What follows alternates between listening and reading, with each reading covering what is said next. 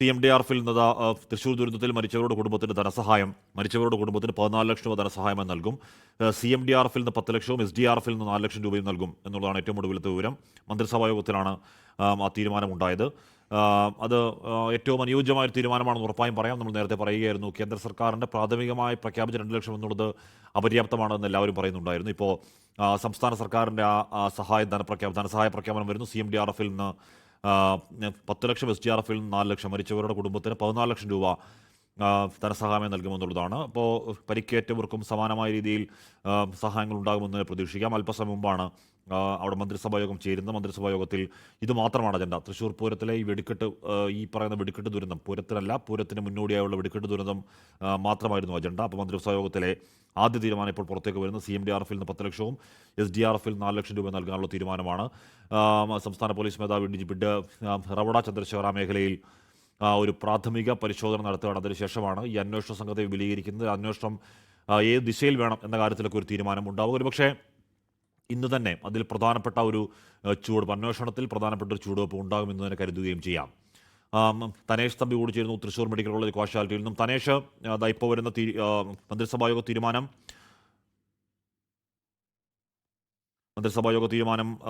മന്ത്രിസഭായോഗത്തിൽ കൂടുതൽ തീരുമാനങ്ങൾ അല്പസമയത്തിനകം പുറത്തേക്ക് വരും എന്ന് പ്രതീക്ഷിക്കാം. എന്തായാലും ആദ്യഘട്ട തീരുമാനം മരിച്ചവരുടെ കുടുംബങ്ങളുടെ ധനസഹായം തന്നെയാണ്. പരിക്കേറ്റവർക്ക് 2 ലക്ഷം രൂപ അടിയന്തരമായി നൽകാനാണ് സർക്കാർ തീരുമാനം. പരിക്കേറ്റവർക്ക് 2 ലക്ഷം രൂപ അടിയന്തരമായി നൽകും.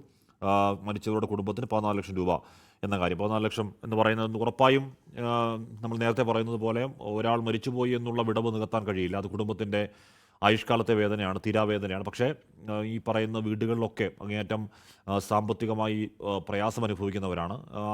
ആ വീടുകളിലൊക്കെ ഏക ഉപജീവനം എന്ന് പറയുന്ന ഇവർ ജോലി ചെയ്ത് അധ്വാനിക്കുന്ന പണം തന്നെയാണെന്ന് ഉറപ്പായും പറയാം. അപ്പോൾ ആ അർത്ഥത്തിൽ ഉണ്ടാകുന്ന വലിയ നഷ്ടം അതിന് ഒരു പരിധിവരെയെങ്കിലും സമാധാനമാകുന്ന ഒരു തീരുമാനമാണ് മന്ത്രിസഭായോഗ തീരുമാനം. ഇപ്പോഴും അവിടെ പരിശോധനകൾ തുടരുകയാണ്. കടാവർ നായ്ക്കളെയൊക്കെ വെച്ചുകൊണ്ടുള്ള പരിശോധനയാണ് ഇപ്പോൾ അവിടെ പുരോഗമിച്ചുകൊണ്ടിരിക്കുന്നത്.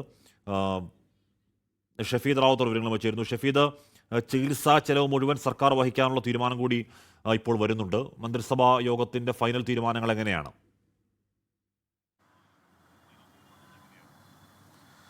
ഹഷ്മി, ഇക്കാര്യത്തിൽ അതായത് തൃശൂർ വെടിക്കെട്ട് ദുരന്തവുമായി ബന്ധപ്പെട്ട കാര്യങ്ങൾ ചർച്ച ചെയ്യാനായിരുന്നു ഇന്ന് വളരെ പ്രധാനപ്പെട്ട മന്ത്രിസഭാ യോഗം ചേർന്നത്. ആ മന്ത്രിസഭാ യോഗത്തിലാണ് ഇപ്പോൾ ഈ തീരുമാനം എടുത്തിട്ടുള്ളത്. അതിൽ തന്നെ ഒരു പക്ഷേ നമുക്ക് പറയാൻ കഴിയും, വളരെ ദുഃഖമുണ്ടാക്കിയ ഒരു സംഭവമാണ്. പക്ഷേ സർക്കാരിൻ്റെ ഭാഗത്തുനിന്ന് സർക്കാർ പരമാവധി സഹായം ചെയ്യുന്നു എന്നുള്ളതാണ് മന്ത്രിസഭാ യോഗത്തിലെടുത്ത തീരുമാനം. അതിൻ്റെ ഭാഗമായിട്ടാണ് മരിച്ചവരുടെ കുടുംബത്തിന് 14 ലക്ഷം രൂപ ധനസഹായം നൽകാൻ ഇപ്പോൾ സർക്കാർ തീരുമാനിച്ചിട്ടുള്ളത്. അതിൽ തന്നെ CMDRFിൽ നിന്ന് 10 ലക്ഷം രൂപയും അതേപോലെ SDRFിൽ നിന്ന് 4 ലക്ഷം രൂപയും ചേർത്ത് 14 ലക്ഷം രൂപ അത് മരിച്ചവരുടെ ബന്ധുക്കൾക്ക് കൈമാറും. മാത്രമല്ല അവരുടെ ചികിത്സ മുഴുവൻ ഉറപ്പാക്കും. അല്ലെങ്കിൽ ചികിത്സ പൂർണ്ണ അർത്ഥത്തിൽ അത് സൗജന്യമായി തീർപ്പാക്കും. നേരത്തെ തന്നെ ഇക്കാര്യത്തിൽ ഹൈക്കോടതിയുടെ ഇടപെടലടക്കമുള്ള കാര്യങ്ങൾ സംസ്ഥാന സർക്കാർ തേടിയിരുന്നു. ഇതിന് പിന്നാലെയാണ് ഈ മന്ത്രിസഭാ യോഗം അടക്കമുള്ള കാര്യങ്ങൾ ചേർന്നത്. അതിലാണ് ഇപ്പോൾ ഇങ്ങനെ ഒരു ധനസഹായം സർക്കാർ തീരുമാനിച്ചിട്ടുള്ളത്. പരിക്കേറ്റവർക്ക് 2 ലക്ഷം അടിയന്തര സഹായമായി നൽകാനും ഇപ്പോൾ തീരുമാനമെടുത്തിട്ടുണ്ട്. അവരുടെ ചികിത്സയ്ക്കപ്പുറത്തേക്ക് 2 ലക്ഷം രൂപ പരിക്കേറ്റവർക്ക് നൽകാനും തീരുമാനമായി എടുത്തിട്ടുണ്ട് എന്നുള്ളതാണ് നമുക്ക് ഇപ്പോൾ ലഭിക്കുന്ന വിവരം. അതായത് മരിച്ചവരുടെ കുടുംബത്തിന് 14 ലക്ഷം രൂപ ധനസഹായം നൽകാൻ എന്തായാലും ക്യാബിനറ്റ് യോഗത്തിൽ തീരുമാനിച്ചിട്ടുണ്ട്. ഹഷ്മി, മാത്രമല്ല ഇതിൻ്റെ ചികിത്സാ ചെലവുകൾ മുഴുവൻ സർക്കാർ വഹിക്കും എന്നുകൂടി പറയുന്നു. ഇതിൻ്റെ ചികിത്സ കുറച്ച് സങ്കീർണമായ ചികിത്സയാണല്ലോ ഷഫീദ്. ഇപ്പോൾ വെന്റിലേറ്ററിൽ കഴിയുന്ന 2 പേർക്ക് 95% മുകളിൽ പൊള്ളൽ എന്നാണ് അറിയാൻ കഴിയുന്നത്. ബാക്കി പരിക്കുള്ളവർക്കും കാര്യമായ പൊള്ളലുണ്ട്. ബേൺ എന്ന് പറയുന്നത് കുറച്ച് സങ്കീർണമായ ചികിത്സ ആവശ്യമുള്ള, ഒരുപക്ഷെ ദീർഘനാൾ ചികിത്സ ആവശ്യമുള്ള ഒന്നാണ്. അപ്പോൾ ചികിത്സാ ചെലവ് കൂടി സർക്കാർ വഹിക്കുമെന്നതും അവർക്ക് ആശ്വാസകരമാവുന്ന തീരുമാനമാണ്.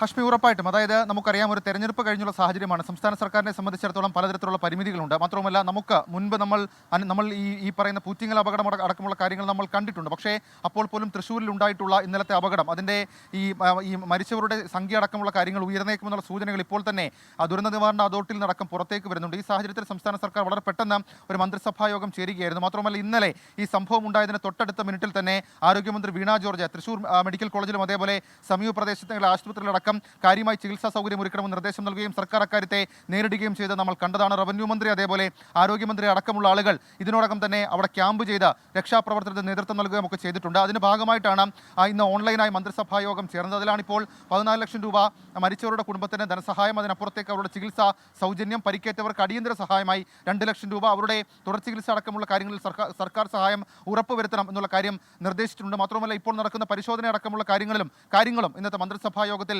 ചർച്ചയായി. പ്രധാനമായും 3 പരിശോധന ഇതുമായി ബന്ധപ്പെട്ട് നടക്കുന്നുണ്ട്. കളക്ടർ പ്രഖ്യാപിച്ച അല്ലെങ്കിൽ കളക്ടർ നിർദ്ദേശിച്ച മജിസ്ട്രിയൽ അന്വേഷണം അടക്കമുള്ള കാര്യങ്ങൾ ഇതുമായി ബന്ധപ്പെട്ട് പുരോഗമിക്കുകയാണ്. ഏതായാലും അതടക്കമുള്ള കാര്യങ്ങൾ, ആ സാഹചര്യങ്ങൾ അടിയന്തരമായി ഇതെങ്ങനെ നേരിടണം, മാത്രമല്ല ഇതിന്റെ തുടരന്വേഷണം എങ്ങനെ വേണമെന്നൊക്കെയുള്ള കാര്യങ്ങൾ അത് ഇന്നത്തെ മന്ത്രിസഭാ യോഗത്തിൽ ചർച്ചയായിട്ടുണ്ട്. ഹാഷ്മി. അല്ല ഷഫീദ്, ഇനി അടുത്തത് ഏറ്റവും പ്രധാനം അതുതന്നെയാണ്. നമ്മൾ ഇപ്പോൾ നിൽക്കുന്നത് ഒരു വിറങ്ങലിപ്പിലും ഇതിൻ്റെ ഷോക്കിലുമാണ്. ഉറപ്പായും എന്താണ് ഈ അപകടത്തിൽ കാരണം എന്ന് കണ്ടെത്തുന്നത്, ഇനിയൊരു ദുരന്തം അത്തരത്തിൽ ഉണ്ടാവാതിരിക്കുക, ആ വഴി അടയ്ക്കുക എന്നതുകൂടിയാണല്ലോ. അതുകൊണ്ട് അടിയന്തരമായി എന്താണ് കാരണം എന്ന് കണ്ടെത്തേണ്ടതുണ്ട്. അതിലേക്ക് തന്നെ ഇതിനോടകം തന്നെ ഇപ്പോൾ DGP റവട ചന്ദ്രശേഖർ അവിടെയുണ്ട്, ബാക്കി അന്വേഷണങ്ങൾ നടക്കുന്നുണ്ട്, ശാസ്ത്രീയ പരിശോധന നടക്കുന്നുണ്ട്. അപ്പോൾ അടിയന്തരമായി എന്താണ് ആ കാരണം എന്നതുകൂടി അറിവാകും എന്ന് കരുതാമോ ഷഫീദ്? ഹഷ്മി, ഇതിനോടകം തന്നെ നമ്മൾ ഈ ദുരന്ത നിവാരണ അതോറിറ്റിയുമായി ബന്ധപ്പെട്ട അടക്കമുള്ള ആളോട് ബന്ധപ്പെടുമ്പോൾ അവിടുത്തെ വിദഗ്ധരടക്കം പറയുന്ന കാര്യം, ഒരു പക്ഷേ ഈ ചൂട് കൂടിയത് മൂലം ഉണ്ടായിട്ടുള്ള അപകടം എന്നൊക്കെയുള്ള സാധ്യതകൾ അവർ പറയുന്നുണ്ട്. പക്ഷേ അത് പ്രാഥമികമായിട്ടോ ഔദ്യോഗികമായി സ്ഥിരീകരിച്ചതോ ആയിട്ടുള്ള ഒരു കാര്യമായി നമുക്ക് കണക്കാക്കാൻ കഴിയില്ല. പക്ഷേ ചൂട് കൂടിയത് തന്നെയാകാം അപകട കാരണം എന്നുള്ളതാണ്. പക്ഷേ അത് ഉറപ്പിച്ച് പറയണമെങ്കിൽ സാങ്കേതിക പരിശോധന അല്ലെങ്കിൽ ശാസ്ത്രീയ പരിശോധന, അതിനൊക്കെ അപ്പുറത്തേക്ക് വിദഗ്ധരുടെ പരിശോധന അടക്കമുള്ള കാര്യങ്ങൾ അവിടെ നടപ്പിലാക്കണം. അതിനൊക്കെ അപ്പുറത്തേക്ക് നമ്മളെ സങ്കടപ്പെടുത്തുന്ന ഒരു കാര്യം, അവിടെ എത്ര പേരുണ്ടായിരുന്നു എന്നുള്ള കാര്യം ഇപ്പോഴും നമുക്ക് സ്ഥിരീകരിച്ച് പറയാൻ കഴിയുന്നില്ല എന്നുള്ളതാണ്. നിലവിൽ ഇപ്പോൾ ഈ കണക്കുകളടക്കമുള്ള കാര്യങ്ങൾ അത് പുറത്തേക്ക് വന്ന് നമ്മൾ കണ്ടിരുന്നു. പക്ഷേ അതിനൊക്കെ അപ്പുറത്തേക്ക് എത്ര പേർ അവിടെ ഉണ്ടായിരുന്നു, എത്ര പേരെ നഷ്ടമായി നമുക്ക് എന്നൊക്കെയുള്ള കാര്യങ്ങളിൽ ഇനിയും സ്ഥിരീകരിച്ച വിവരങ്ങൾ പുറത്തു വരാനുണ്ട്. ഇതിനോടകം തന്നെ ദുരന്ത നിവാരണ അതോറിറ്റി അതേപോലെ തന്നെ സംസ്ഥാന സർക്കാരിന്റെ വിവിധ വകുപ്പുകളടക്കം ചേർന്നുകൊണ്ട് ആ കൺട്രോൾ റൂമിൽ വരുന്ന കോളുകൾ ക്രോഡീകരിച്ചുകൊണ്ട് ആരൊക്കെ ഇനി ആരെങ്കിലും കണ്ടെത്താനൊക്കെ ഉണ്ടോ എന്നൊക്കെയുള്ള കാര്യങ്ങൾ അത് പരിശോധിച്ച് വരികയാണ്. ഏതായാലും ഇക്കാര്യത്തിൽ ജുഡീഷ്യൽ അന്വേഷണം അടക്കമുള്ള കാര്യങ്ങൾ അതും സംസ്ഥാന സർക്കാർ പ്രഖ്യാപിച്ചിട്ടുണ്ട് എന്നുള്ളതും ഏറ്റവും ശ്രദ്ധേയമായിട്ടുള്ള കാര്യം. അഷ്മി, ആ മന്ത്രിസഭാ യോഗത്തിൽ ഒരു ജുഡീഷ്യൽ അന്വേഷണം സർക്കാർ പ്രഖ്യാപിച്ചു എന്നുള്ളതാണ് നമുക്ക് നിലവിൽ ലഭിക്കുന്ന വിവരം. അതും വളരെ സുപ്രധാനമായിട്ടുള്ള ഒരു കാര്യമാണ്. ആ വിവരം കൂടി നമുക്ക് ഇപ്പോൾ പങ്കുവയ്ക്കാൻ കഴിയും.